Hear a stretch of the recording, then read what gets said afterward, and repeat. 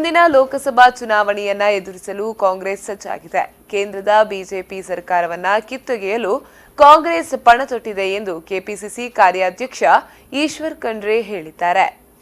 ಈ ಕುರಿತು ಮಂಗಳೂರಿನಲ್ಲಿ ನಡೆದ ಮಾಧ್ಯಮಗೋಷ್ಠಿಯಲ್ಲಿ ಮಾತನಾಡಿದ ಅವರು, ರಾಜ್ಯ ಸರ್ಕಾರದ ಸಾಧನೆಯನ್ನ ಜನರಿಗೆ ತಲುಪಿಸಲಾಗುವುದು. ಬಿಜೆಪಿಯ ವೈಫಲ್ಯವನ್ನ ಜನತೆಗೆ ತಿಳಿಯಪಡಿಸುವ ಕಾರ್ಯ ರಾಜ್ಯಾದ್ಯಂತ ನಡೆಯುತ್ತಿದೆ. ಅದರ ಜೊತೆಯಲ್ಲಿಯೇ ಜಿಲ್ಲಾ ಮಟ್ಟದಲ್ಲಿ ಸಮಾವೇಶವನ್ನ ಈಗಾಗಲೇ ನಡೆಸಲಾಗಿದೆ ಎಂದು ಹೇಳಿದರು. ಇನ್ನು ಮೈತ್ರಿ ಸರ್ಕಾರ ಅಂದಮೇಲೆ ಮೈತ್ರಿ ಧರ್ಮ ಪಾಲಿಸುವುದು ಮುಖ್ಯವಾಗುತ್ತೆ. ಒಂದು ವಾರದೊಳಗೆ ಮೈತ್ರಿ ವಿಚಾರದ ಬಗ್ಗೆ ನಿರ್ಣಯ ಆಗಲಿದೆ. ಯಾವೆಲ್ಲ ಸೀಟುಗಳನ್ನ ಬಿಟ್ಟುಕೊಡಬೇಕೆಂದು ನಿರ್ಣಯಿಸಲಿದ್ದೇವೆ ಎಂದು ಅವರು ಹೇಳಿದರು. ಕಾಂಗ್ರೆಸ್ ಪಕ್ಷ ಲೋಕಸಭೆಗೆ ನಾವು ಸಂಪೂರ್ಣವಾಗಿ ಸಜ್ಜಾಗಿದ್ದೇವೆ. ಈ ಸಲ ಯಾವುದೇ ಪರಿಸ್ಥಿತಿಯಲ್ಲಿ ಕೇಂದ್ರದ ಬಿಜೆಪಿ ಸರ್ಕಾರವನ್ನು ಸೋಲಿಸಲೇಬೇಕು, ಕಾಂಗ್ರೆಸ್ ಅನ್ನು ಗೆಲ್ಲಿಸಲೇಬೇಕು ಅನ್ನುವಂಥ ಒಂದು ಸಂಕಲ್ಪ ನಾವೆಲ್ಲ ಕೂಡಿ ಮಾಡಿದ್ದೇವೆ.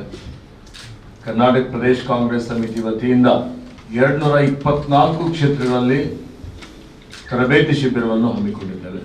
ನಮ್ಮ ಈ ದೇಶದ ಇತಿಹಾಸದಲ್ಲೇ ಕಾಂಗ್ರೆಸ್ ಪಕ್ಷ ಈ ರಾಷ್ಟ್ರಕ್ಕೆ ಕೊಟ್ಟಂತಹ ಕೊಡುಗೆ, ನಾವೇನು ಸಾಧನೆ ಮಾಡಿದ್ದೇವೆ, ಮತ್ತೆ ಪ್ರತಿಪಕ್ಷಗಳ ಬಿಜೆಪಿಯ ವೈಫಲ್ಯಗಳನ್ನು ಜನರಿಗೆ ಅವರಿಗೆ ತಿಳಿಸುವಂಥದ್ದು, ಅವರ ಮನೆ ಮನೆಗೆ ಹೋಗಿ ಭೇಟಿ ಕೊಟ್ಟು ಮನದಟ್ಟು ಮಾಡಿಕೊಡುವಂಥ ಒಂದು ಕೆಲಸ ಈಗಾಗಲೇ ಕರ್ನಾಟಕ ರಾಜ್ಯದಾದ್ಯಂತ ಪ್ರಾರಂಭ ಆಗಿದೆ. ಇನ್ನು ಲೋಕಸಭಾ ಚುನಾವಣೆಯಲ್ಲಿ ಜನಾರ್ದನ್ ಪೂಜಾರಿ ಅವರು ಸ್ಪರ್ಧೆ ಮಾಡ್ತಾರೆಯೇ ಎಂಬ ಪ್ರಶ್ನೆಗೆ ಉತ್ತರಿಸಿದ ಈಶ್ವರ್ ಖಂಡ್ರೆ ಅವರು, ಪೂಜಾರಿ ಬಗ್ಗೆ ಅಪಾರ ಗೌರವವಿದೆ. ಕೇಂದ್ರದಲ್ಲಿ ಸಚಿವರಾಗಿರುವಾಗ ಅನೇಕ ಕಾರ್ಯಕ್ರಮಗಳನ್ನು ಜಾರಿಗೆ ತಂದಿದ್ದಾರೆ. ಪೂಜಾರಿ ಅವರು ಸ್ಪರ್ಧೆ ಮಾಡುವುದು ಪಕ್ಷದ ಹೈಕಮಾಂಡ್ಗೆ ಬಿಟ್ಟ ವಿಚಾರವಾಗಿದೆ ಎಂದು ಅವರು ಹೇಳಿದರು. ಪೂಜಾರಿ ಅವರು ಇಡೀ ದೇಶದಲ್ಲಿಯೇ ಒಂದಾನೊಂದು ಕಾಲದಲ್ಲಿ ಈ ಪಕ್ಷವನ್ನು ಮುನ್ನಡೆಸಿದಂಥವರು. ಅವರ ಬಗ್ಗೆ ನಮ್ಮೆಲ್ಲರಿಗೆ ಅಪಾರವಾದಂತಹ ಒಂದು ಗೌರವ ಇದೆ.